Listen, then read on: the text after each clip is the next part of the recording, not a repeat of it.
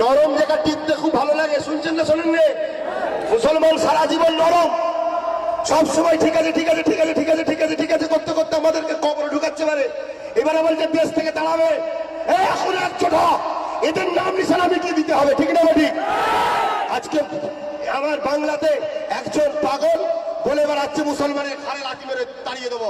ও পাগলকে যেখানে দেখবে সেখানে কুত্তা পিটার মতো পিটা দরকার আছে, ঠিক না ঠিক? এই নরম হয়েছিস বলে আজকে তোদের পিছনে লেগেছে।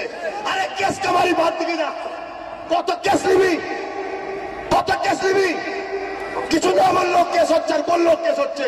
হকের হয়ে বছর হাজার বছর কচ্ছপের মতো বেঁচে থাকার থেকে 1 ঘন্টা সিংহের মতো বেঁচে থাকো, এটাই দরকার আছে, ঠিক না ঠিক? আজ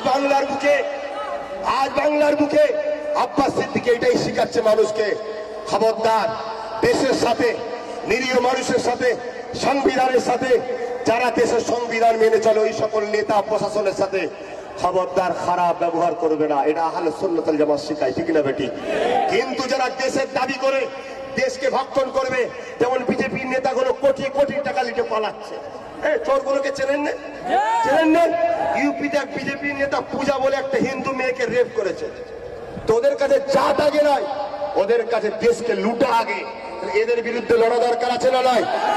আজকে সেই জায়গায় যদি আমার বাংলার মমতা সরকারের প্রশাসনে যদি আমাদের উপর জুলুম করে, তাহলে আমাদের মমতা সরকারের উপরও ব্যথা দুঃখ যন্ত্রণা উঠতে পারে না। আমরা তো কখনোই তার বিরুদ্ধে কোনো কথা বলি না, কিন্তু তুমি যদি মনে করো যে মুসলমান হয়তো ফেসে গেছে, মুসলমান ফাঁসার জাত নয়। 313 জন পদের জবাব দিয়েছিল, 30,000 মিলে 15 লক্ষ বৌদ্ধকে জবাব দিয়েছিল, এক গরিবের নয়, পুরো পৃথ্বীরাজ সাম্রাজ্যকে জবাব দিয়েছিল, ঠিক না বেটি? আমরা খাবরাবার নয়, পিছবার নয়, আমরা ভয় খাবার নয়, আমরা ভালোবাসি, দেশকে ভালোবাসি, যে নেতা সব ব্যবহার করবে তাকেও ভালোবাসি। সেই বাস সরাচ্ছে, এখন সরাচ্ছে। যেই শক্ত হলে অমনি সরল, নরম ছিঁড়ে সরাচ্ছিল। আমি কি বললাম? নরমের কেউ গুরুত্ব দেয়নি। মুসলমান সর্বসময় ভাবে কি হবে, দড়ি টানাটানি করলে ছিঁড়ে যাবে, দেশের ক্ষতি হবে।